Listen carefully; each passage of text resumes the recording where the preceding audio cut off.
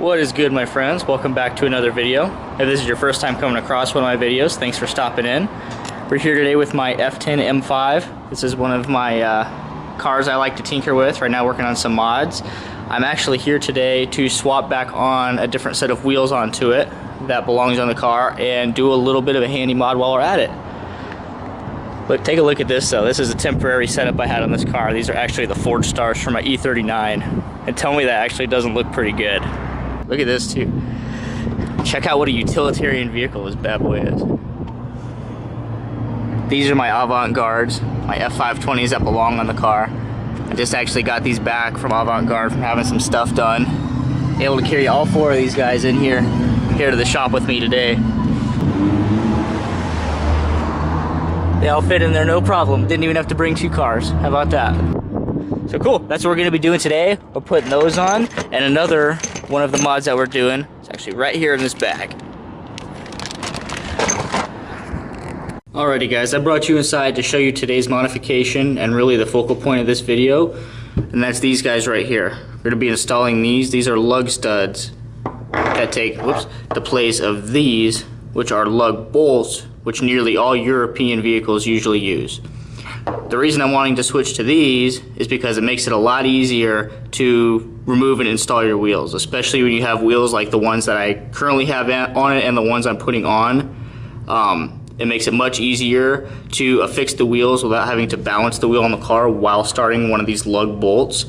And because of the tight clearance, like with how large my front brakes are and how close it comes to the inner barrel of the wheel, this really helps prevent slipping the wheel and damaging it should it slip off the hub while you're trying to get one of these bolts started or something.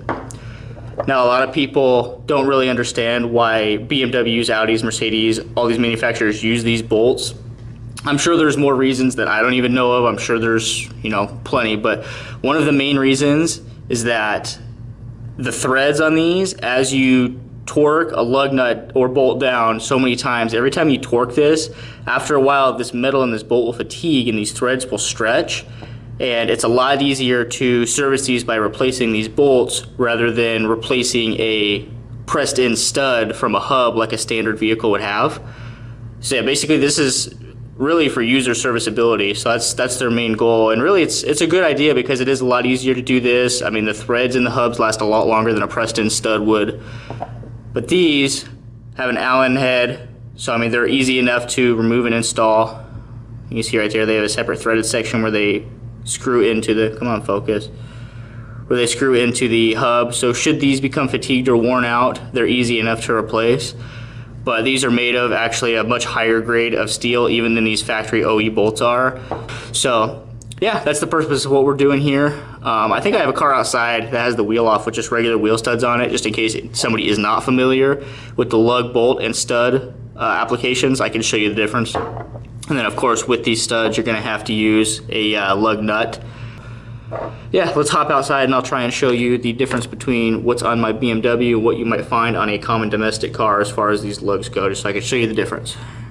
Here's the hub of my BMW.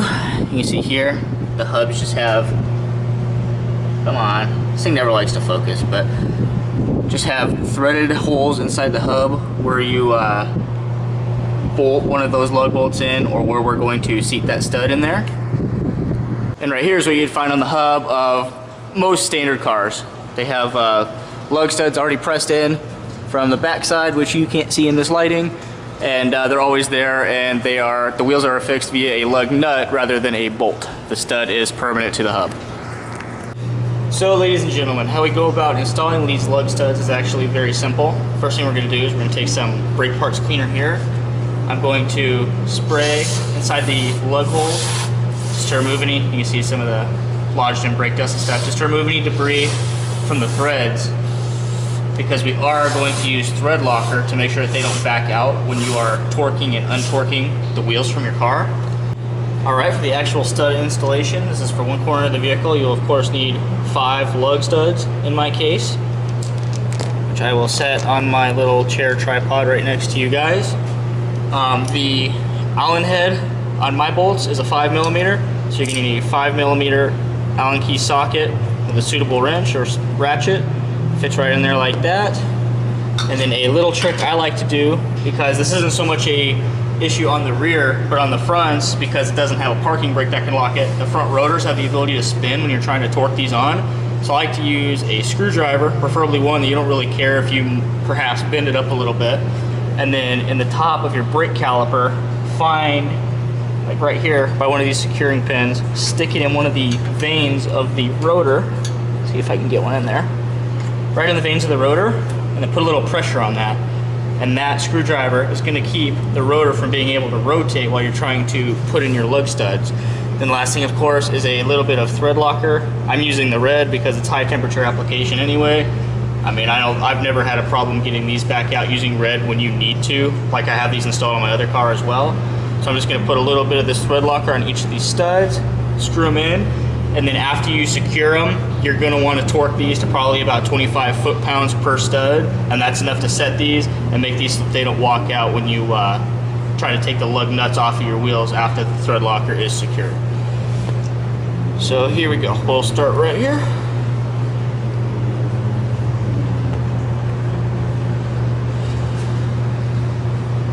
No problem being pretty generous with the thread locker here.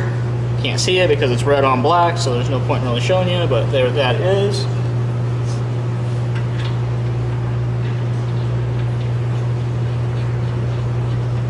And there we go. One in just like that. Beautiful. Like that.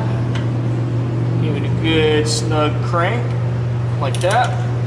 Should be pretty close to what our final torque is going to be. I'm just going to go ahead and get all of these studs screwed in right now. There.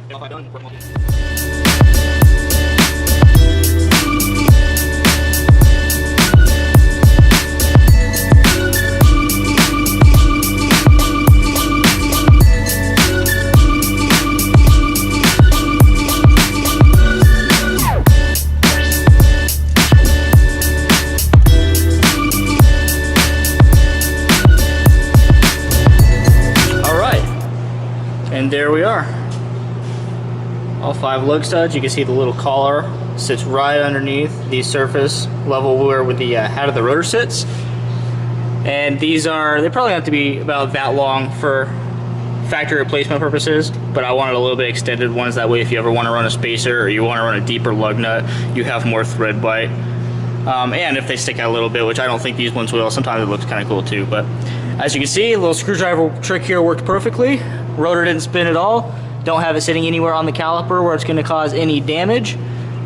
And yeah, that's how we do one. I'm going to go ahead and zip the other 3 corners up together, and then I'll show you guys as soon as I'm done. I'll put a few lug nuts on there and show you exactly what they'll look like.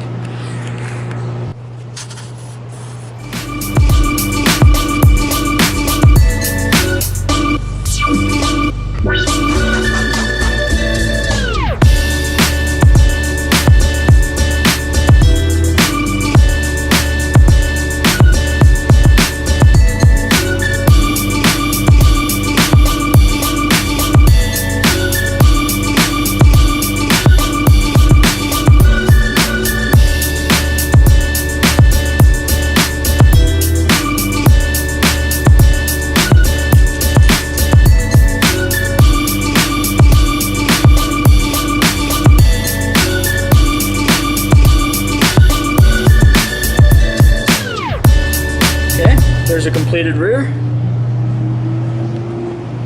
Here's a completed front, along with the lug nuts placed on them, just to get an idea of what that all looks like. Alright, now for the most fun part of the day. If you've ever mounted multi-piece wheels, you know exactly what I'm talking about. Awesome loyal viewers might remember these tire pressure monitor sensors wheels correctly before.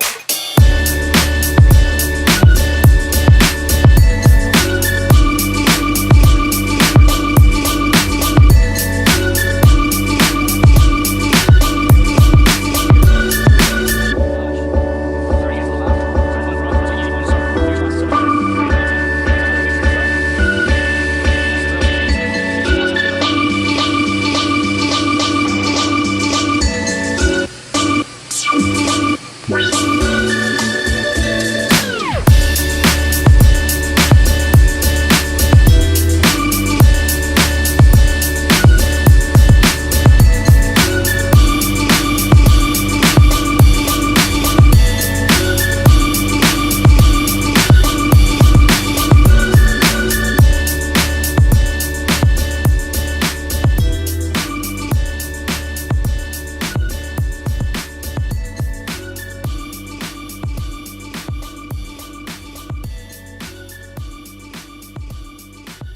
Alright guys, well here you have it. Here's the copper AGs back on the M5 with the lug stud conversion setup, holding them on. I think they look pretty cool. They're pretty subtle. You wouldn't even really notice if you weren't looking for them, but it's just enough. They poke a little bit more in the back.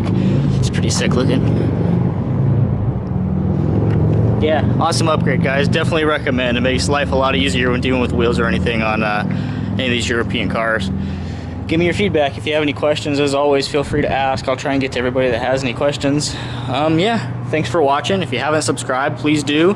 If you have any car buddies at all, I mean, especially, you know, guys that are into European cars, but really anybody that is into cars can all relate to the same kind of stuff we're doing. So, yeah, pass it along. Like, comment, subscribe. I appreciate it. Thank you.